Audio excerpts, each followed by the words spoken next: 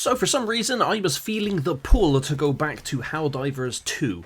I don't know why, but it's not a bad game. It was never a bad game. Sony just tried to shoot its face off with its PSN login bollocks, which thankfully didn't go through, but unfortunately a lot of countries still cannot access Helldivers 2, even though they could when they bought it, because of Sony's nonsense. And that pretty much wiped the game out clean. However, I did not play Helldivers 2 since then, so it's been months and months. So I hopped back on and had a few games, and is it worth picking up?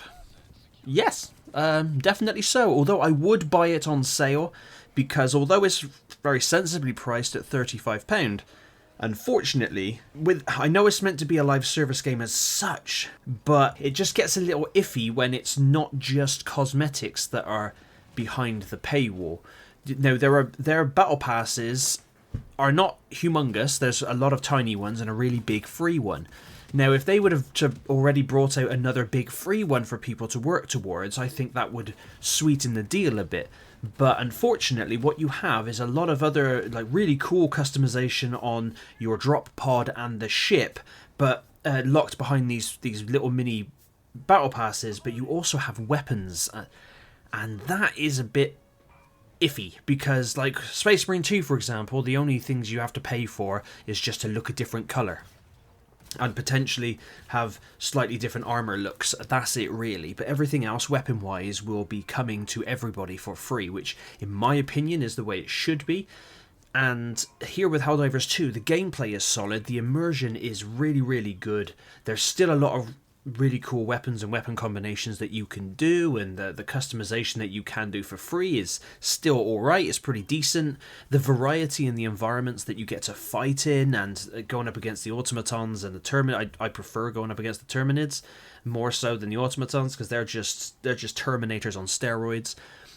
But there's a lot of fun to be had. There's all the objectives that you can do within the game, within the map, as and when you drop, depending on what you want to do. You can min-max if you like and go around and do absolutely everything, or you can just plod on with the main objective, get that done, and get out of there. There's still plenty of stratagems to call in, especially a really new nuke one, which is don't throw it too close to yourself, because I made that mistake, and my god, that thing, that's like Judgment Day.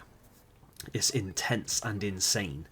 But Helldivers 2, I think, is being tarred with a very negative brush. There's a lot of people that are just binning it off, and I have seen a lot of negativity online. Now, apparently I'm someone that likes to go against the grain.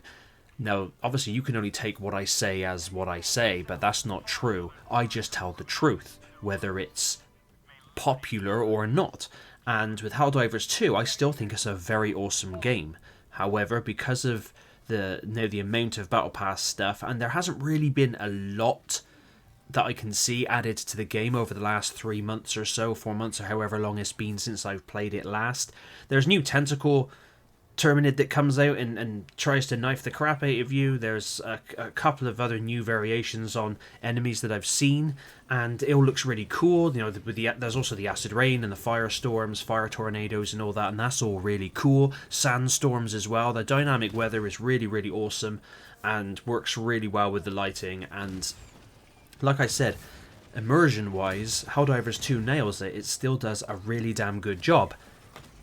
But I think because you have to, if you really want the cool stuff, and I mean the really cool stuff, you're going to have to fork out extra money on top of the 35 quid. You're going to have to fork out, I think it's £8 for a battle pass-ish. It's like 1,000 of their game currency, and I think that's $7.99 here in the UK.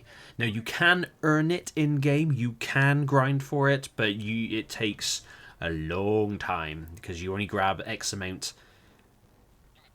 to do it. What you do get in abundance, though, is the medals, which is what you use to buy things on the battle pass, and you get given those. Even though I didn't partake in any of the events over the last 3 months, I got given like 500 of them up front, and I did have a couple of the earlier battle passes, so I was managed to buy more. But looking at the newer battle passes, I was just thinking, look at all the cool stuff that they've locked here behind this paywall. I mean, I get it, it's a business, you gotta make money, I understand. But you can't you can't then not for like because people are still paid £35 for your game, so they still have to have a decent amount to work towards and unlock within the game that they bought. If this game was free, completely free, battle passes, knock yourself out because you got to make your money. But when you're charging an upfront cost for your game and then having to have people pay additional to get more cool stuff, that's when it's a very, very moral grey area, and one where I'm more on the fence of if I have to pay to buy your game, you gotta have cool shit in your game to justify me then thinking, do you know what, you guys are doing really well here, that's really awesome, I want to give you more money. And that's the line that I think that Helldivers is dancing around, but it is still, like I said, gameplay-wise, graphics-wise, immersion-wise, the aesthetic, the setting, it's all still very awesome. The game is still incredibly active. It has still a decently high player base, nowhere near, of course, as high as it once was. It was insane, the amount of people playing. And I didn't get kicked from anybody's game, so this time round, so I didn't meet any douche nozzles that way. But Helldivers 2 is definitely worth picking up. If you absolutely have nothing to play whatsoever, then grab it for 35 quid because it is worth that at the end of the day. But again, be prepared to, if you want the really cool stuff, you're going to have to pay more. But if you have plenty to play and you like the look of Helldivers, I would wait for a sale and then jump straight on in. There's still a lot of really cool people that play it, and you got to work together and whatnot. It's a team-based PvE game, which is more what I like these days, especially. I can't keep up online. I'm too old and crusty.